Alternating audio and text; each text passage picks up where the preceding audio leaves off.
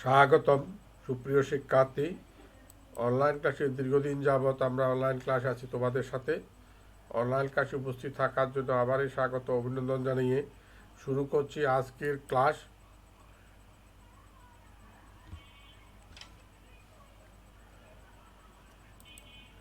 আমি হারাধন চন্দ্র নাথ, সহকারী অধ্যাপক।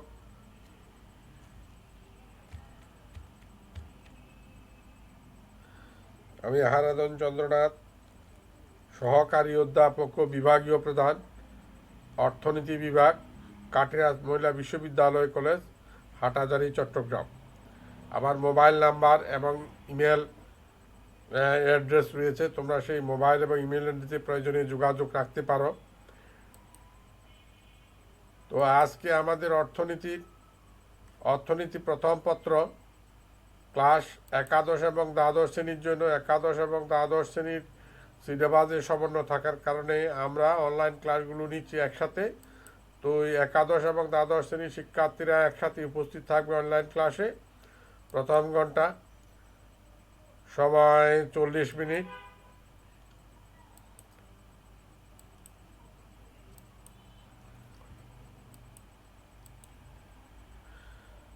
আমরা এই ক্লাসের প্রথমে শুরু করছি মনোযোগ আকর্ষণের একটা বিষয় আছে। মনোযোগ আকর্ষণে আমরা এইখানে একটা কি দেখছি, একটা ইন্ডাস্ট্রি দেখছি, একটা কারখানা দেখছি, গার্মেন্টস ইন্ডাস্ট্রি।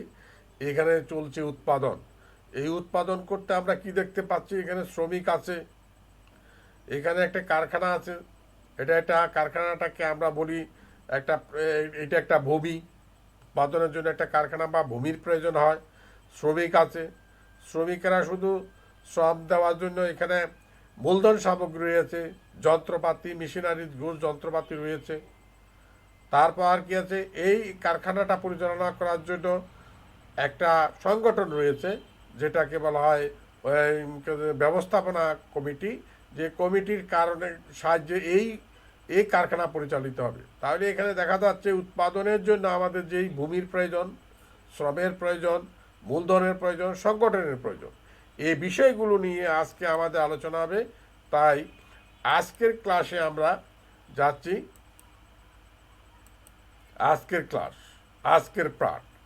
আজকের পাঠটা কি আমাদের উৎপাদন কি, উৎপাদনের উপকরণগুলোর বর্ণনা দাও। তাহলে আজকের পাঠে আমরা আসবো কি, আজকের পাঠে উৎপাদন কি, উৎপাদনের উপকরণগুলোর বর্ণনা দাও। উৎপাদনের উপকরণগুলোর বর্ণনা আমরা করব।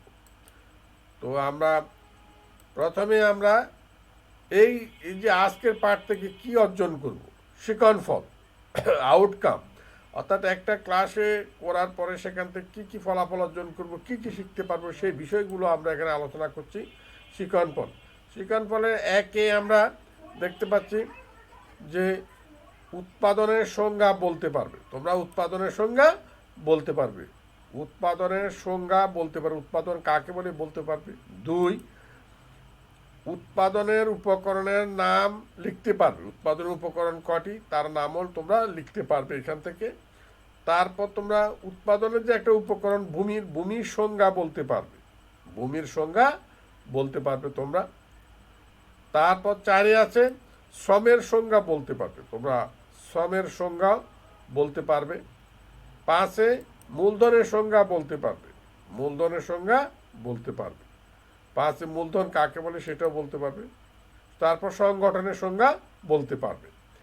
এবার আমরা আসি উৎপাদন কি, উৎপাদনের সংজ্ঞা নিয়ে কথা বলবো। উৎপাদন কাকে বলে, আমরা উৎপাদন বলতে কি বুঝাই, what is meant by production. উৎপাদনের সমার্থক শব্দ হচ্ছে উদ্ভাবন বা সৃষ্টি। উৎপাদনের সমার্থক শব্দ হচ্ছে কি, উদ্ভাবন বা সৃষ্টি। সাধারণভাবে কোনো কিছু সৃষ্টি বা তৈরি করাকে উৎপাদন বলে। সাধারণত কোনো কিছু তৈরি করাকে বা সৃষ্টি করাকে উৎপাদন বলে। কিন্তু মানুষ কোনো কিছু সৃষ্টি করতে পারে না। মানুষ শুধু প্রকৃতি প্রদত্ত সম্পদের রূপগত পরিবর্তন করতে পারে। অর্থাৎ একটি গাছকে কেটে তুমি বেঞ্চ বানাইতে পারো, ফার্নিচার তৈরি করতে পারো, কিন্তু গাছটা তো তুমি তৈরি করতে পারে, সৃষ্টিকর্তা করতে তৈরি। ওইটার আকৃতি পরিবর্তন করে বিভিন্ন রকম উপযুক্ত রূপ দিয়ে বিভিন্ন আসবাবপত্র তৈরি করতে পারো। 1 খণ্ড লোহাকে তুমি লোহার সাইজ আকার পরিবর্তন করে দা, কুড়াল, বিভিন্ন যন্ত্রপাতি তুমি লোহা দিয়ে তৈরি করতে পারো। তাই উৎপাদন হলো যে সম্পদের রূপগত পরিবর্তন করতে পারে, প্রকৃতি প্রদত্ত সম্পদকে প্রক্রিয়ার মাধ্যমে রূপ পরিবর্তন করে মানুষের ব্যবহার উপযোগী করে তোলাই হচ্ছে উৎপাদন। তাহলে অর্থাৎ উৎপাদন হচ্ছে কোনো পণ্যের মধ্যে নতুন নতুন উপযোগ সৃষ্টি করা। উৎপাদন মানে উপযোগ সৃষ্টি করা। মনে করো একটা গাছ আছে, এই গাছটা তো সরাসরি ব্যবহার করতে, এটাকে যদি আমি একটি ফার্নিচার তৈরি করি তাহলে সেই ফার্নিচারটা ব্যবহার করে আমরা উপযোগ পাবো, সেখান থেকে উপকার পাবো, সেখানে উপযোগ সৃষ্টি করা হলো। এইভাবে তুলা থেকে সুতা, সুতা সুতা থেকে আমরা কী বলতে কাপড় তৈরি করতে পারি, কাপড় দিয়ে আমরা পোশাক বানাইতে পারি। তাহলে তুলা থেকে আমরা সুতা তৈরি করলাম, আবার সুতা থেকে কাপড় তৈরি করলাম, কাপড় থেকে পোশাক তৈরি করলাম। এই বিষয়গুলো এক একটা উৎপাদন। গম থেকে ময়দা, ময়দা থেকে রুটি, এভাবে আমরা তৈরি করতে পারি। আবার ময়দা থেকে বিস্কুট তৈরি করতে পারি। এইগুলো হচ্ছে উৎপাদন। তাহলে উৎপাদন মানে কি? উৎপাদন মানে কোনো দ্রব্য সামগ্রীকে ব্যবহার উপযোগী করে তোলা, বা উৎপাদন হচ্ছে উপযোগ সৃষ্টি করা। টোটাল মোট কথা হচ্ছে production is creation of utility. Production is the creation of utility. উপযোগ সৃষ্টি করাই হচ্ছে উৎপাদন। এবার আমরা উৎপাদনের যে উপকরণগুলোর উৎপাদনের সংজ্ঞা, আরও কিছু সংজ্ঞা আমরা দিচ্ছি এখানে। উৎপাদনের কয়েকটি সংজ্ঞা তুলে ধরা হলো। মায়ার্স বলেন, মায়ার্স কি বলছেন? Production is the discharge of function which has some utility. Production is the discharge of function which has some utility. তো উৎপাদন হলো এরূপ কর্ম সম্পাদন যার উপযোগ রয়েছে। এটা হচ্ছে মায়ার্সের সঙ্গে মনে রাখতে হবে। ইএস বুপার মতে production is the process by which goods and services are created. অর্থাৎ উৎপাদন হচ্ছে একটি প্রক্রিয়া যার মাধ্যমে দ্রব্য সেবা উৎপাদন করা হয়। দ্রব্য সামগ্রী এবং সেবা সামগ্রী উৎপাদন করা হয়। এগুলো হচ্ছে উৎপাদনের সংজ্ঞা। তাহলে আমরা উৎপাদনের সাধারণ সংজ্ঞা এবং অর্থনীতিবিদ, দুজন অর্থনীতিবিদের সংজ্ঞা দিলাম, যে দুজন অর্থনীতিবিদ কি বলেছেন উৎপাদন সম্পর্কে সেগুলো। এবার আমরা দেখি উৎপাদনের বৈশিষ্ট্য। এখানে একটা উৎপাদনের বৈশিষ্ট্য আমরা দেখতে পাচ্ছি। উৎপাদনের বৈশিষ্ট্য কি? দেখো, উপরে উল্লিখিত আলোচনা থেকে উৎপাদনের যে বৈশিষ্ট্যগুলো পাওয়া যায় তা হলো: উৎপাদন হচ্ছে একটি প্রক্রিয়া। 2, উৎপাদনের মাধ্যমে নতুন উপযোগ সৃষ্টি করা যায়। 3, উৎপাদন প্রাকৃতিক সম্পদের রূপ পরিবর্তন করে এবং এবং এর মাধ্যমে ব্যবহার উপযোগী চূড়ান্ত পণ্য প্রস্তুত করে। তাহলে এগুলো হচ্ছে উৎপাদন থেকে, উৎপাদনের যেই সংজ্ঞা দিয়েছে, সংজ্ঞা থেকে আমরা যে বৈশিষ্ট্যগুলো, যেই লক্ষণগুলো পেয়েছি, সেগুলো হচ্ছে কি উৎপাদন হচ্ছে একটি প্রক্রিয়া। 2, উৎপাদনের মাধ্যমে নতুন উপযোগ সৃষ্টি করা হয়। 3, উৎপাদন প্রাকৃতিক সম্পদের রূপ পরিবর্তন করে। 4, এর মাধ্যমে ব্যবহার উপযোগী চূড়ান্ত পণ্য প্রস্তুত করা। চূড়ান্ত পণ্য যে পণ্যটাকে আর উৎপাদন উপকরণ হিসেবে ব্যবহার করা যায় না। এখানে কতগুলো পণ্য আছে, সেগুলো আমরা প্রাথমিক পণ্য, মাধ্যমিক পণ্য, চূড়ান্ত পণ্য। যে চূড়ান্ত পণ্য, আমি একটু উদাহরণ দিয়ে আমি বলি। মনে করো তুলা, তুলা আমার প্রাথমিক পণ্য। তুলা থেকে আমরা করলাম কি সুতা। এটা তুলা থেকে সুতা তৈরি হলো, তুলাটাকে আমরা সুতাতে রূপান্তর করলাম। সুতা আমার মাধ্যমিক পণ্য, মাঝখানের একটা পণ্য। আমরা এই সুতা দিয়ে আমরা তৈরি করলাম কাপড়। তাহলে তুলাকে কাপড়ের সুতাতে রূপান্তর করলাম, সুতাকে কাপড়ে রূপান্তর করলাম। কাপড় হলো আমার চূড়ান্ত পণ্য। কাপড় দিয়ে আর কোনো পণ্য তৈরি করা যাবে না। কাপড় দিয়ে কাপড়কে কাটাইয়ে পণ্য পরিবর্তন করে পোশাক তৈরি করা যাবে। তাহলে তুলাটা আমার প্রাথমিক পণ্য, সুতাটা মাধ্যমিক পণ্য, আর কাপড়টা হলো চূড়ান্ত দ্রব্য, সর্বশেষ দ্রব্য। এটাকে আর এটা দিয়ে আবার কোনো নতুন কোনো পণ্য উৎপাদন করা যাবে না। তাহলে আমাদের এবার আমরা আসি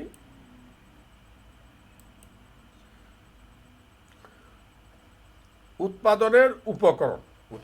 এবার আবার উৎপাদনের যে উপকরণগুলোর দিকে আসি। উৎপাদনের উপকরণ কি? ভূমি, ল্যান্ড। 2, শ্রম, লেবার, শ্রম। 3, মূলধন, ক্যাপিটাল। 4, সংগঠন, অর্গানাইজেশন। তাহলে উৎপাদনের উপকরণ কয়টি পাইলাম? 4টা। আমাদের 5 আর একটা রয়েছে প্রযুক্তি, টেকনোলজি। এটা আধুনিক উপকরণ। এটা হচ্ছে আধুনিক উপকরণ। মূলত উপকরণ হচ্ছে 4টা: ভূমি, শ্রম, মূলধন, সংগঠন। এই পঞ্চম উপকরণ যেটা টেকনোলজি, এটা আধুনিক উপকরণ। এটা আমরা পরে, এখন আমরা আস্তে আস্তে একটা একটা উপকরণের ব্যাখ্যায় যাব। ভূমি কাকে বলে, শ্রম কাকে বলে, শ্রমের বৈশিষ্ট্য কি, মূলধন কাকে বলে, মূলধনের বৈশিষ্ট্য কি, সংগঠন কি, সংগঠনের বৈশিষ্ট্য কি, প্রযুক্তি কি, প্রযুক্তির বৈশিষ্ট্য কি, এগুলো একটা একটা ধারাবাহিকভাবে আলোচনা শুরু করি। এখন আমরা প্রথমে শুরু করছি ভূমি নিয়ে। আসি আমরা ভূমিতে কি বলা হচ্ছে। ভূমির সংজ্ঞা, ল্যান্ডের সংজ্ঞা, যে ভূমির সঙ্গে কি বলা হচ্ছে, এই ভূমি, ল্যান্ড। ভূমি হলো উৎপাদনের প্রথম ও মৌলিক উপাদান। তাহলে উৎপাদনের জন্য সবচেয়ে প্রথম ভূমি, প্রথম ও মৌলিক। তাহলে ভূমি বলতে কি বুঝি? ভূমি বলতে সাধারণ ভাষায় ভূমি বলতে ভূপৃষ্ঠকে বোঝায়। আমরা ভূমি বলতে সাধারণত ভূপৃষ্ঠ বা মাটিকে বুঝিয়ে থাকি, মাটি। কিন্তু অর্থনীতিতে এটা বিশেষত্বে ব্যবহার করা হয়। অর্থনীতিতে কেবল পৃথিবীর উপরিভাগকেই ভূমি বলা হয় না। পৃথিবীর উপরিভাগ যেটা, মাটিকে, ভূপৃষ্ঠটাকে শুধু ভূমি বলা হয় না। কি বলা হয়? অর্থনীতির ভূমি বলতে প্রকৃতির অবারিত দান, সকল সম্পদকে বুঝায়। অতএব ভূমির উপরিভাগ মাটির উর্বরতা, আলো, বাতাস, তাপ, আবহাওয়া, জলবায়ু, বৃষ্টিপাত, নদী-নালা, পাহাড় পর্বত এবং খনি, বন, মৎস্যক্ষেত্র প্রভৃতি ভূমির অন্তর্ভুক্ত। তাহলে বুঝতে পারছো তো ভূমিটা কি? সাধারণত ভূপৃষ্ঠকে, মাটিকে সাধারণ ভূমি বলা হলো। অর্থনীতির ভূমি কি?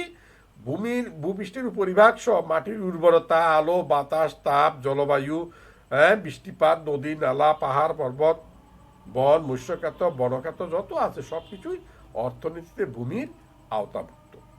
বুঝতে পারছো? তাহলে আমরা ভূমির সংজ্ঞা বললাম। এখন ভূমির বৈশিষ্ট্যতে আসি আমরা। ভূমির বৈশিষ্ট্য, ভূমির বৈশিষ্ট্য আমরা যে কি, ভূমির বৈশিষ্ট্য, ফিচার্স অফ ল্যান্ড। 1, ভূমি প্রকৃতির দান। ভূমিটা প্রকৃতির দান, প্রকৃতি প্রদত্ত ভূমির দান। যেমন যে মাটি, বায়ু, বৃষ্টি, নদী, সমুদ্র, নদী, নালা, খনি, ভূ পরিচিত সব কিছু প্রকৃতি প্রদত্ত। এগুলো মানুষ দ্বারা কোনো সৃষ্টি হয় নাই। এগুলো মানুষের সৃষ্টিকর্তা বা প্রকৃতি প্রদত্ত, এগুলো অবদান। ভূমি হচ্ছে উৎপাদনের মূল উপাদান। ভূমি স্থায়ী উপাদান। ভূমিটা উৎপাদন করতে আমাদের 4টা উপকরণের মধ্যে ভূমি, শ্রম, মূলধন, সংগঠন, এই 2টা উপকরণ পরিবর্তনশীল আর 2টা অংশ অপরিবর্তনশীল বা স্থায়ী। এই অপরিবর্তনশীল বা উপকরণের মধ্যে ভূমিটাতে অপরিবর্তনশীল স্থায়ী উপকরণ। এটাকে বারবার পরিবর্তন করা যায় না। যেমন তুমি একটি বিল্ডিং তৈরি করেছো, এটা কারখানার জন্য।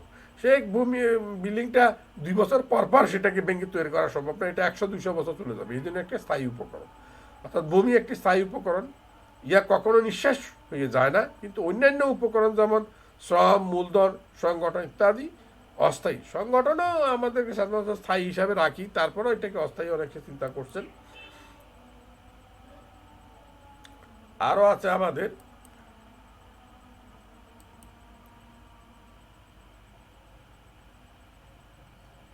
ভূমির বৈশিষ্ট্যের মধ্যে বা 3 নম্বর বৈশিষ্ট্য আসবে আমাদের। 3 নম্বর বৈশিষ্ট্য, ভূমির বৈশিষ্ট্য ফিচার। ভূমির যোগান স্থির। ভূমির যোগানটা স্থির। ভূমির যোগান বাড়ানো বা কমানো যায় না। মানে সৃষ্টিকর্তা প্রদত্ত এই পৃথিবীর টেনে বাড়ানো সম্ভব নয়। বাড়ানো সম্ভব নয়। এটা স্থির। উৎপাদনের সকল উপাদানের সমন্বয়ের সাথে সাথে, সময়ের সাথে সাথে পরিবর্তিত হয়। কিন্তু যোগান স্থির, ভূমির যোগান স্থির। অন্যান্য উপকরণ, তুমি মূলধনকে পরিবর্তন করতে পারবা, শ্রমকে পরিবর্তন করতে পারবা, হয়তো সংগঠনের কাঠামো পরিবর্তন করতে পারবা, কিন্তু ভূমিকে পরিবর্তন করা সম্ভব নয়। এই জন্য ভূমির যোগান আমরা এখানে দেখাচ্ছি। এই দাম P0 দামে ভূমির যোগান Q0, আবার P1 দামও ভূমির যোগান Q0 P বিন্দু। এইটা ভূমির যোগান দেখা, যেটা এটা দামের পরিবর্তন হলো, ভূমির দামের পরিবর্তন হলো, কিন্তু ভূমির যোগান পরিবর্তন করা সম্ভব নয়। ভূমির যোগান পরিবর্তন করা সম্ভব নয়। এটাই ভূমির যোগান রেখা। এটা ভূমির যোগান রেখা। চিত্রে লম্ব অক্ষে দান, ভূমি অক্ষে ভূমির যোগানকে দেখানো হয়েছে চিত্রে। যেটা আমরা বলেছি মুখে সেটা P0 দামে ভূমির যোগান Q0, আবার P1 দ্বারা P1 দাম ভূমির যোগান Q0 বি বিন্দুতে। এখন এ এবং বি বিন্দু যোগ করে আমরা এস এস যে রেখাটা সেটা ভূমির যোগান রেখা আমরা পেয়েছি। এটা ভূমির যোগান রেখা বা এস এস সম্পূর্ণ অস্থিতিস্থাপক বা লম্ব অক্ষের সমান্তর। কেন? জমি বাড়ানো যায় না, জমির দামের পরিবর্তন হতে পারে।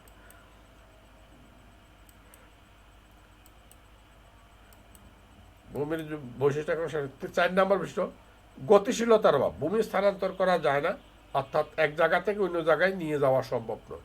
তোমার একটা জমিকে তুমি এই জায়গা থেকে এক জায়গা থেকে টেনে আরেক জায়গাতে নিতে পারো না, ভৌগোলিক দিক থেকে ভূমির গতিশীলতা নেই। তাই কিন্তু শ্রম মূলধন সংগঠনের গতিশীলতা আছে। ভূমির উর্বরতা শক্তির তারতম্য। ভূমির উর্বরতা শক্তির তারতম্য, কোথাও কোথাও ভূমির উর্বর বেশি, কোথাও কোথাও ভূমির উর্বরতা কম। এটা হচ্ছে ভূমির উর্বরতা শক্তির পার্থক্য। ভূমির আরও রয়েছে 6 নাম্বার, ভূমিতে ক্রমহ্রাসমান উৎপাদন বিধি কার্যকর। কোনো জমিতে উৎপাদনের লক্ষ্যে বেশি পরিমাণ শ্রম মূলধন নিয়োগ করে উৎপাদন এক সময় কমে যায়। এটা হচ্ছে ক্রমহ্রাসমান উৎপাদন বিধি। অর্থাৎ ভূমিতে ক্রমহ্রাসমান উৎপাদন বিধি কার্যকর মানে অর্থাৎ একটা জমিকে বারবার চাষ করতে থাকলে প্রথম বছর যে ধরনের ফল হয়, প্রথম বছর যদি এটাতে 40 মণ ধান হয়, দেখা যাবে যে দ্বিতীয় বছর ধান আরও 5 মণ 35 মণ হচ্ছে, তৃতীয় বছরে গিয়ে সেটা আরও কমছে। কারণ উর্বরতা শক্তি হ্রাস পাওয়ার কারণে জমিতে উৎপাদন শক্তি হ্রাস পায়, যার কারণে জমিতে উৎপাদন কমে যায় বলে এটা ক্রমহ্রাসমান উৎপাদন বিধি। এখানে ক্রমহ্রাসমান উৎপাদন বিধি। এখন জমির যোগান L1, উৎপাদন Q1, হ্যাঁ, যেটা এই বিন্দুতে দেখানো হচ্ছে। ভূমির যোগান L2, উৎপাদন Q2, হ্যাঁ, ভূমির যোগান L3, উৎপাদন Q3। এখানে লক্ষ্য করো, এই যে এখন এটা আমাদের যে রেখাটা পাচ্ছে এটাই আমার টিপি, ভূমিতে উৎপাদন রেখা, মোট উৎপাদন রেখা। এখানে প্রথম বছর Q1 থেকে Q2 গ্যাপ অনেক হয়েছে, কিন্তু ভূমির যোগানটা কিন্তু ঠিক আছে, কিন্তু প্রথম বছর Q1 থেকে Q2 গ্যাপ বেশি, পরবর্তী হচ্ছে Q2 থেকে Q3 আরও কমে গেছে। অর্থাৎ উৎপাদন আস্তে আস্তে কমে যাচ্ছে। এই জন্যই মোট উৎপাদন রেখাটা আস্তে করে ঊর্ধ্বগামী হয়ে তারপর আবার সেটা কি ডান দিকে বেঁকে যাচ্ছে। এখানে এটা মোট উৎপাদন রেখা বা মোট উৎপাদন রেখা, এটা আমাদের সেই লম্ব অক্ষে উৎপাদন, ভূমি অক্ষে শ্রম মূলধন L-কে দেখানো হয়েছে ভূমি শ্রম। এই L1 সমনিয়োগে উৎপাদন Q1 যা এ বিন্দুতে দেখানো হয়েছে, L2 সমনিয়োগে উৎপাদন Q2 যা বি বিন্দুতে দেখানো হয়েছে বি বিন্দুতে, L3 সমনিয়োগে উৎপাদন Q3, L3 সমনিয়োগে উৎপাদন Q3 যা সি বিন্দুতে দেখানো হয়েছে। এখন এ বি সি এ বিন্দু তিনটি যোগ করে আমরা টিপি রেখাটি পাচ্ছি।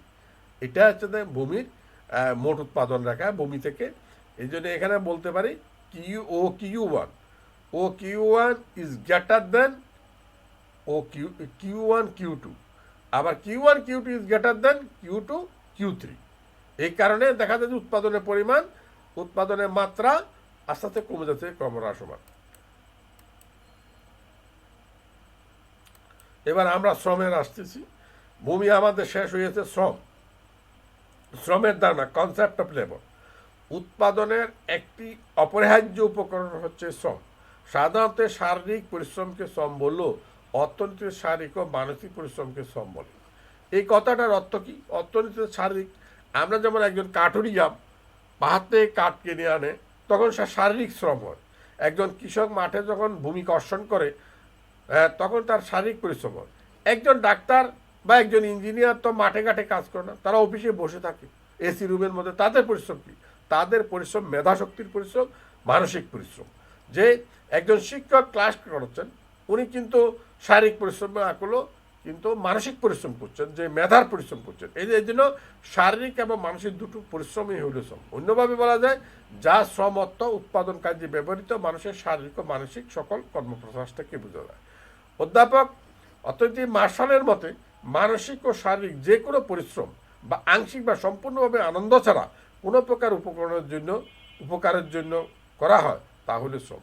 তাহলে একজন চিত্রশিল্পীর মনের আনন্দ ছবি আঁকলো, পিতামাতা সন্তান লালন পালনের জন্য পরিশ্রম করলো, তার শ্রম হিসেবে বিবেচিত হয় না। তবে শিল্পী যদি অর্থ উপার্জনের জন্য ছবি আঁকেন, তবে তার শ্রম বিবেচিত হবে। এখানে কথাটা অর্থ কি?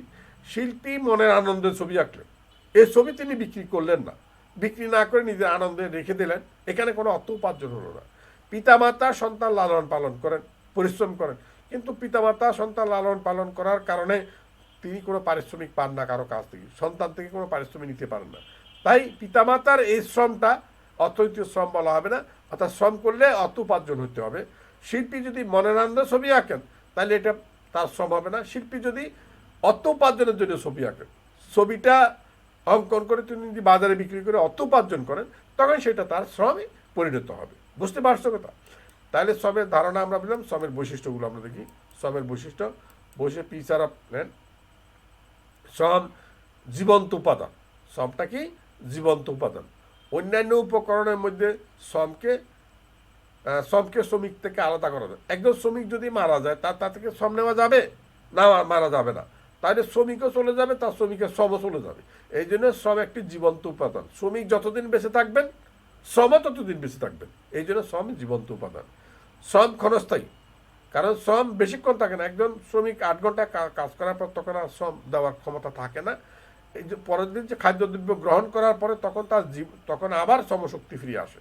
এই জন্য শ্রম ক্ষণস্থায়ী। সারাক্ষণ দিন রাত 24 ঘন্টা কিন্তু শ্রম দেওয়া যাবে না। কিছুক্ষণ শ্রম দেওয়ার পরে পরিশ্রম এবং খাদ্যদ্রব্য গ্রহণ করার পরে আবার সে শ্রম দিতে পারবে। এই জন্য শ্রম একটি ক্ষণস্থায়ী উপাদান। শ্রমকে মজুত রাখতে পারে না। শ্রম মনে করো আমি আজকে শ্রম দিলাম না, কালকে দিন আবার ডাবল শ্রম দিবে, এটা সম্ভব না। আজকে শ্রম আজকে দিয়ে ফেলতে হবে, সেটা আবার মজুত রাখা যাবে না, স্টক করে রাখা যাবে না।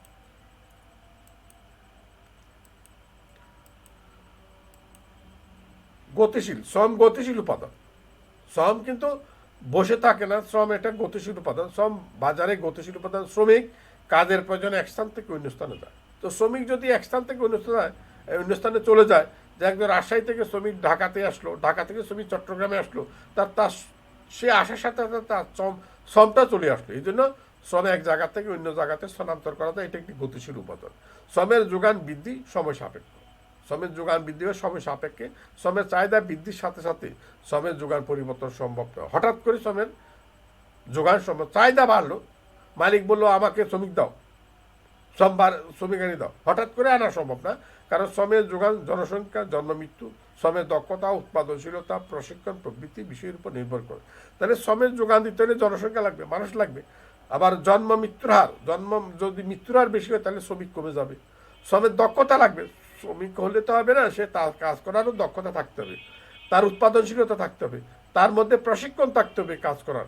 তাহলে শ্রমের মজুরি বাড়লে শ্রমের যোগান, তাই শ্রমের মজুরি বাড়লো, শ্রমের যোগান দ্রুত বাড়ে না।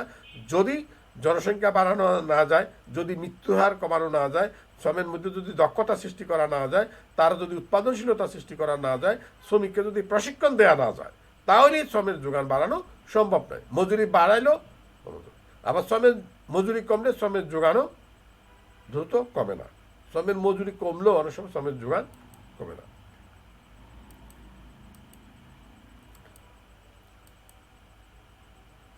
5 নাম্বার, বেশি মজুরিতে শ্রমের যোগান কম। যখন শ্রমের মজুরি বেশি হয়, তখন কথা হচ্ছে মজুরি বাড়লে শ্রমের যোগানও বাড়বে, শ্রম বাড়বে। মজুরি বাড়লে কমলে শ্রমের যোগানও কমবে। কিন্তু যখন একটি বিশেষ কেসে দেখা যায় শ্রমের মজুরি অত্যধিক বৃদ্ধির সাথে সাথে শ্রমের যোগানের সম্পর্ক বিপরীত। শ্রমের মজুরি বাড়ার সাথে শ্রমের যোগান কমে যায়। অত্যধিক মজুরি বাড়লে শ্রমের যোগান হ্রাস পায়, কারণ আয় বাড়লে মানুষ স্বাভাবিক দ্রব্য বেশি ক্রয় করে এবং বিশ্রাম বা আরামায়াস হলো স্বাভাবিক দ্রব্য।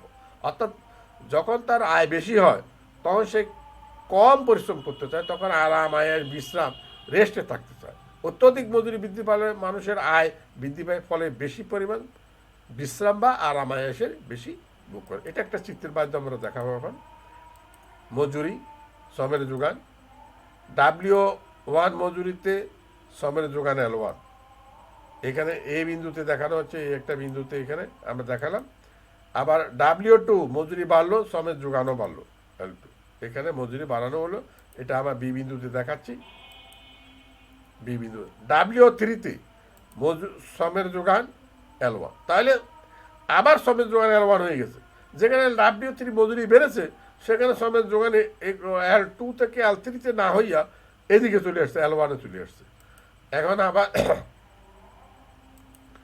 এইটা C3-তে, এখন ABC এই তিনটা বিন্দু যোগ করলে শ্রমের যোগান রেখা পাওয়া যাবে। শ্রমের যোগান রেখা আমরা পেয়ে গেলাম। শ্রমের এটা SLS শ্রমের যোগান, এটা শ্রমের যোগান রেখা। এই শ্রমের যোগান রেখাটা প্রাথমিকভাবে এই যে এখান থেকে শুরু বে বিন্দু পর্যন্ত কি হচ্ছে, শ্রম বাড়বে, মজুরি বাড়বে, শ্রম বাড়বে, মজুরি বাড়বে, শ্রম বাড়বে। কিন্তু বি বিন্দুর পরে যখন মজুরি আরও বাড়ানো হলো তখন শ্রমের যোগান আবার কমে গেল। এই জন্য শ্রমের যোগান রেখা আবার কি বাম দিকে বেঁকে গেল। এই জন্য এখানে আমরা এটার চিত্র পরিচিতি, লম্ব অক্ষে মজুরি, ভূমি অক্ষে শ্রমের যোগানকে দেখানো হয়েছে। এটা আমাদের এখন চিত্রের বিশ্লেষণ। W1 মজুরিতে শ্রমনিয়োগ L1 যা এই বিন্দুতে দেখানো হয়েছে। W1 মজুরি শ্রমনিয়োগ L1 যা এই বিন্দুতে দেখানো হয়েছে। W2 মজুরিতে শ্রমের যোগান L2 যা বি বিন্দুতে দেখানো হয়েছে। W3-তে শ্রমনিয়োগ L1 আবার L1 যা সি বিন্দুতে দেখানো হয়েছে। এখন শ্রমের যোগান, তাহলে ABC এই তিনটে বিন্দু যোগ করে আমরা শ্রমের যোগান রেখা পেয়েছি। শ্রমের যোগান রেখাটা বেঁকে গেছে, তাই শ্রমের যোগান রেখা বেঁকে যায়। মূলধন, এবার আমরা মূলধনে আসলাম। আমরা দুটা বৈশিষ্ট্য শেষ করেছি। মূলধনের সংজ্ঞা। মূলধন অর্থনীতিতে মূলধন বলতে মানুষের শ্রমের দ্বারা উৎপাদিত সম্পদের সেই অংশকে বোঝায় যা পুনরায় উৎপাদন কাজে ব্যবহৃত হয়। উৎপাদন কাজে আবার ব্যবহার করা, মূলধন হচ্ছে যে সমস্ত দ্রব্য উৎপাদন কাজে ব্যবহার করা যায় সেটাকে আমরা মূলধন বলে থাকি। যেমন তোমার কাছে একটা সেলাই মেশিন আছে, এই মেশিনটা দিয়ে তুমি সেলাই করে উৎপাদন করতে পারো, অর্থাৎ মেশিনটা তোমার একটা মূলধন। তোমার কাছে একটা কম্পিউটার আছে, এই কম্পিউটার দিয়ে তুমি কাজ করে অর্থ উপার্জন করতে পারো, এটা একটা মূলধন। তাই অধ্যাপক জ্যাপ সিল বলেন, মূলধন হলো ভবিষ্যৎ সম্পদ উৎপাদনের জন্য অতীত শ্রমের সংগৃহীত উৎপাদন। এখন তুমি মূলধন হলো ভবিষ্যৎ সম্পদ উৎপাদনের জন্য অতীত শ্রমে সংগৃহীত উপাদান। অতীত শ্রমে সংগৃহীত উপাদানটা জিনিসটা কি? যেমন একটা কম্পিউটার তৈরি করেছেন, যিনি করেছেন উনি শ্রম করে কম্পিউটার তৈরি করেছেন, এখন এসে কম্পিউটার দিয়ে তিনি উৎপাদন করতেছেন, আয় করতেছেন। তাহলে অতীতে শ্রম করে যে কম্পিউটার তৈরি করেছেন সেই কম্পিউটারটা অতীত শ্রমের ফসল। এই কম্পিউটারটা দিয়ে এখন তুমি কাজ করে অর্থ উপার্জন করতেছ, অতএব এটা মূলধন। আধুনিককালে মূলধনের আওতা ও পরিধি ব্যাপক। উৎপাদন কাজে ব্যবহৃত মানুষের বিভিন্ন দ্রব্য সামগ্রী আয়ের ওই অংশ মূলধন বলে বিবেচিত হয় যা অধিক উৎপাদনের জন্য পুনরায় উৎপাদন কাজে যেতে হয়। এই মূলধন তোমার লিকুইডিটি মানি হতে পারে বা সম্পদ হতে পারে। মনে করো অর্থ, তুমি 5 লাখ টাকা এখন উৎপাদন কাজে 5 লাখ টাকা ব্যবসাতে বিনিয়োগ করতে, এই 5 লাখ টাকাও তোমার মূলধন হতে পারে।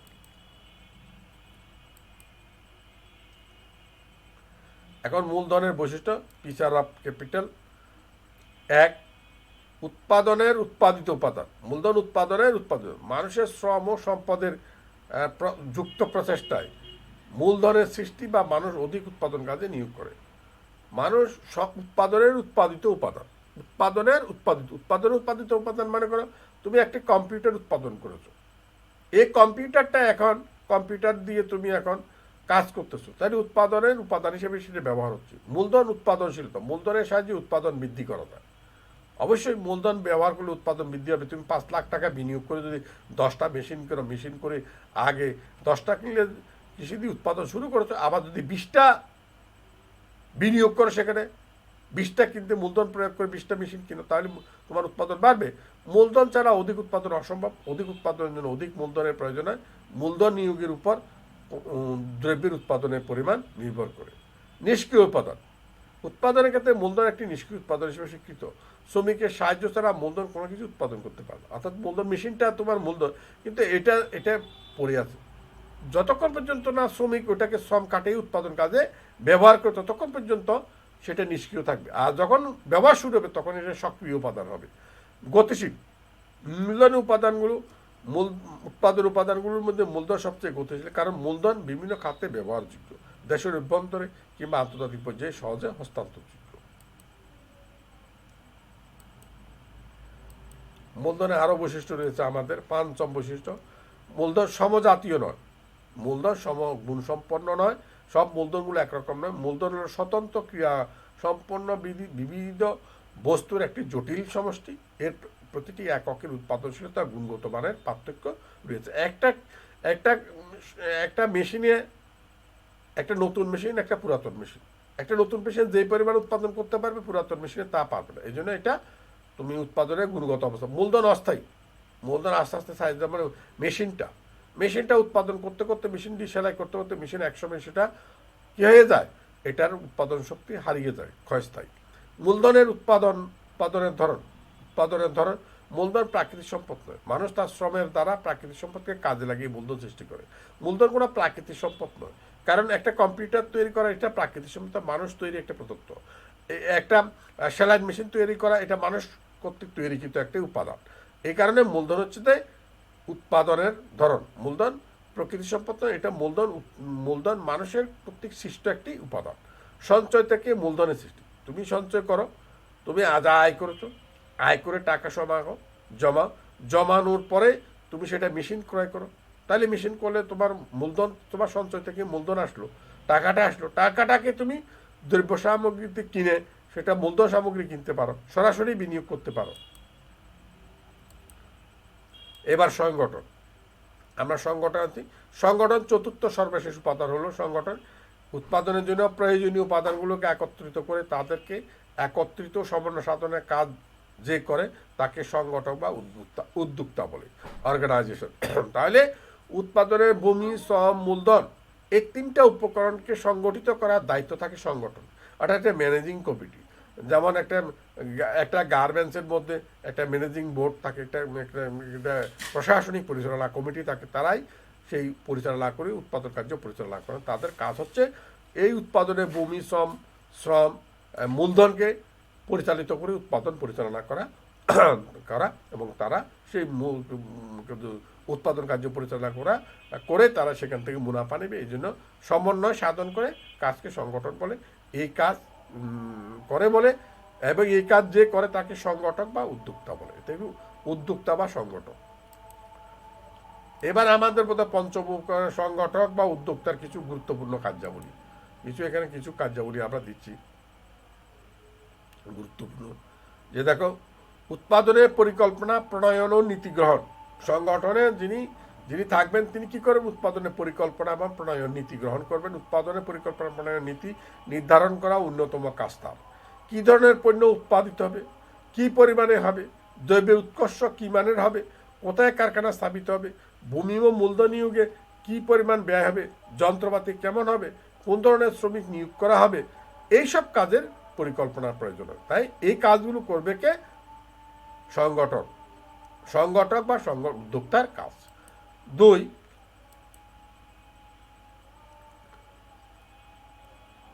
উৎপাদনের বিভিন্ন উপাদানের সমন্বয় সাধন, অর্থাৎ ভূমি, শ্রম, মূলধনের মধ্যে সমন্বয় সাধন করা এর কাজ।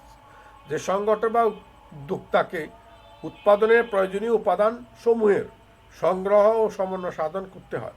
উৎপাদনের জন্য জমি গ্রহণ করা, কারখানার জন্য গৃহ নির্মাণ করা, প্রয়োজনীয় যন্ত্রপাতি ও কাঁচামাল সংগ্রহ করা, উৎপাদিত পণ্যের বাজার খুঁজে বের করা, চাহিদা যোগানের মধ্যে সমন্বয় সাধন করা উদ্যোক্তাকে সম্পন্ন করতে হয়।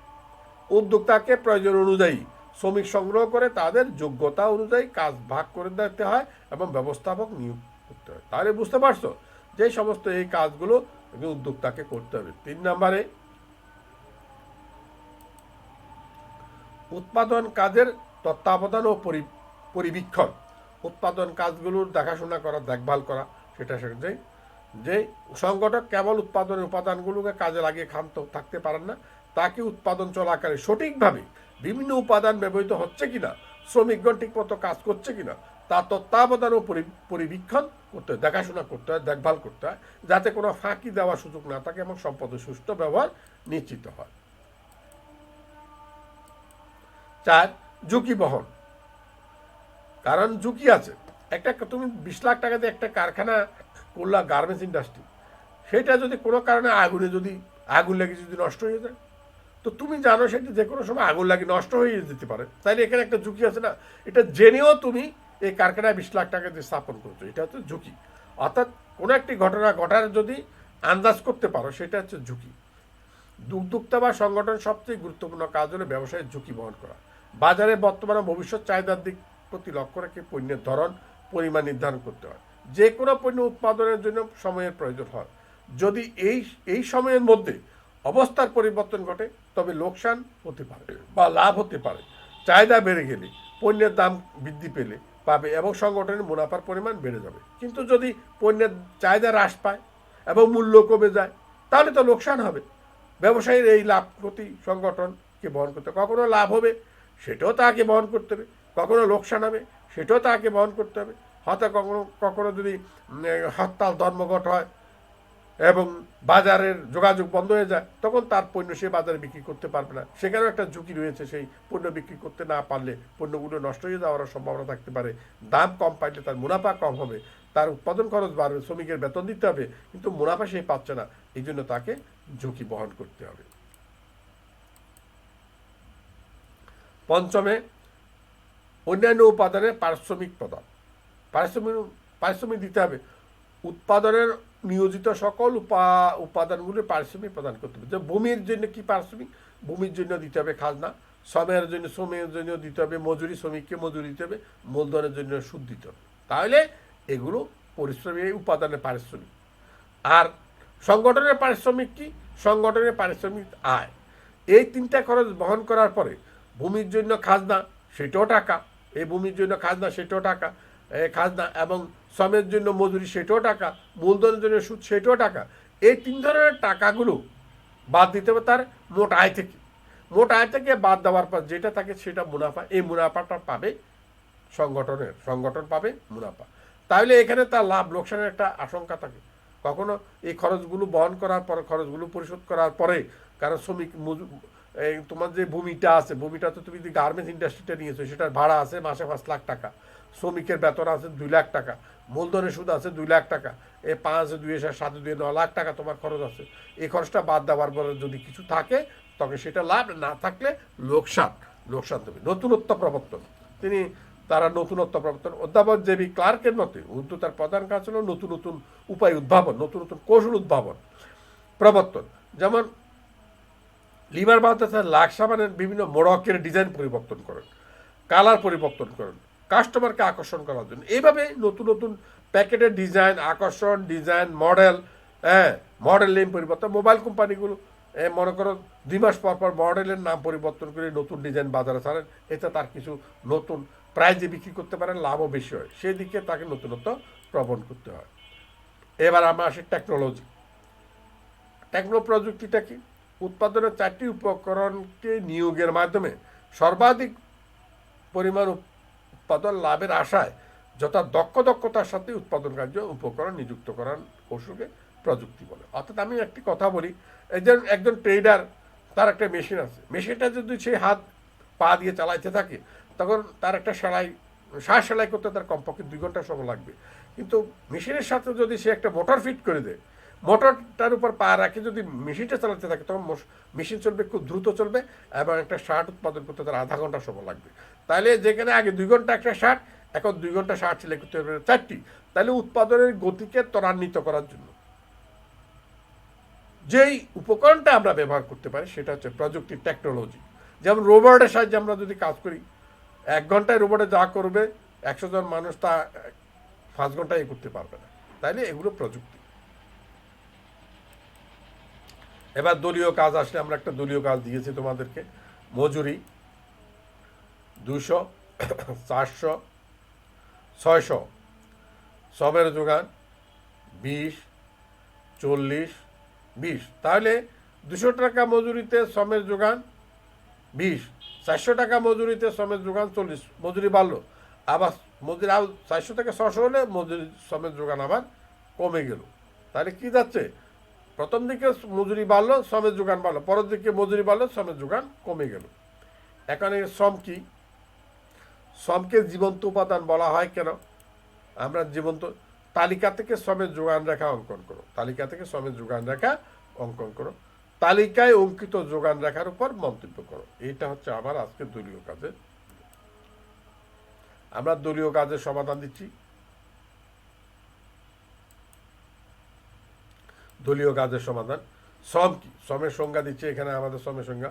উৎপাদনের একটি অপরিহার্য উপকরণ হচ্ছে শ্রম। সাধারণত শারীরিক পরিশ্রমকে শ্রম বললেও অর্থনীতিতে শারীরিক ও মানসিক পরিশ্রম হলেই শ্রম। অন্যভাবে বলা যায়, শ্রম বলতে উৎপাদন কার্যে ব্যবহৃত মানুষের শারীরিক ও মানসিক সকল কর্মপ্রচেষ্টাকেই বোঝায়।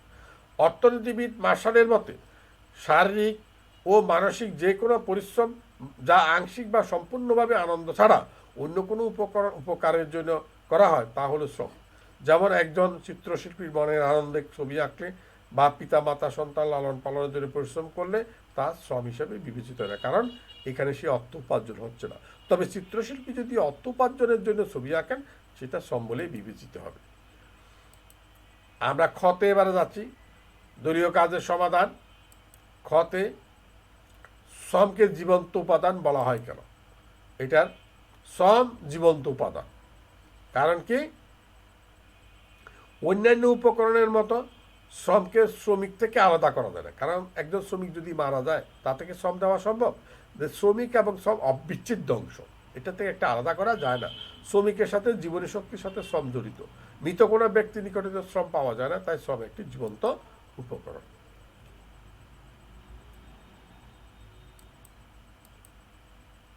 দলীয় কাজের সমাধান। এখন তালিকা থেকে শ্রমের যোগান রেখাটা আমরা অঙ্কন করতে যাচ্ছি। তালিকাটা আমরা এখানে দেখাচ্ছি। এই রেখাটা এখন আমার অঙ্কন হচ্ছে।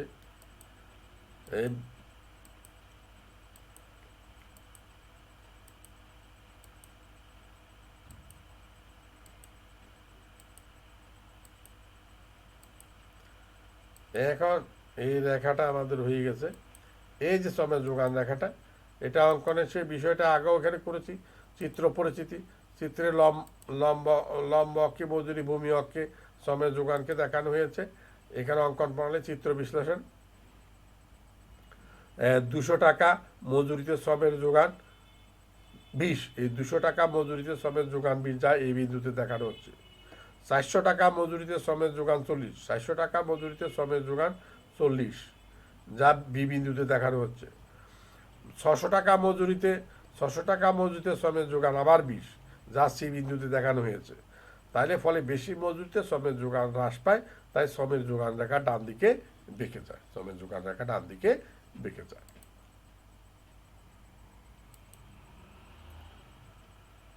এখন দলীয় কাজের সমাধান। আমার সর্বশেষ প্রশ্ন, তালিকায় অঙ্কিত শ্রমের যোগান রেখার উপর মন্তব্য করো। আমরা মন্তব্যটা এখন আসতেছে। তালিকায় অঙ্কিত শ্রমের যোগান রেখার উপর মুক্ত। শ্রমিকের মজুরি অধিক বাড়লে শ্রমের যোগান তত বাড়ে না, যেটা আমরা চিত্রের মধ্যে দেখতে পাচ্ছি, বাড়ে না। কারণ শ্রমিকেরা তখন আরামায়াসে থাকতে চায়, শ্রম দিতে চায় না, টাকা বেতন বেশি পাইতো, তখন ঘুমাবে আর খাবে। শ্রমের মজুরি কমে গেলে তখন জীবন বাঁচানোর জন্য পরিবারের সবাই অধিক শ্রম দিতেন। যখন শ্রমের মজুরি কমে যায়, বেতন কম পায়, এই বেতন দিয়ে সংসার চালানো যায় না, তখন পরিবারের সবাই কাজ করতে চায়, এই জন্য তখন উপার্জনের চেষ্টা করে, ফলে শ্রমের যোগান রেখা বেঁকে যাবে। তাহলে মজুরি বেশি, অতিরিক্ত বেশি হলে শ্রমের যোগান রেখা বেঁকে যাবে, শ্রম কম হবে, আর মজুরি যখন কম হবে তখন শ্রমের যোগান আবার বাড়ানোর চেষ্টা করবে। বাড়ির কাজ আগামী ক্লাসে যেটা হবে, উৎপাদন উপকরণগুলো তুলনামূলক গুরুত্ব আলোচনা করা। এটা তোমরা পড়বে, বইতে আছে, রঞ্জিত কুমার নাথের বইতে, ওই থেকে পড়বে। এবার আমরা আসি যে রেফারেন্স বইতে আছে আমাদের অর্থনীতি, যে প্রথম পত্র, একাদশ ও দ্বাদশ শ্রেণী, রঞ্জিত কুমার নাথের বইটা তোমরা দেখতে হবে। এটা 2020 সালের সর্বশেষ সংস্করণ, জুন মাসে। এটা news print copy, white print কিংবা হোয়াইট প্রিন্টার নকল। তবে এছাড়াও তোমরা যদি আরেকটা অতিরিক্ত বই পড়তে চাও, পাঞ্জেরি পাবলিকেশনের একটা অর্থনীতি আছে, সেটাও দেখতে পারো।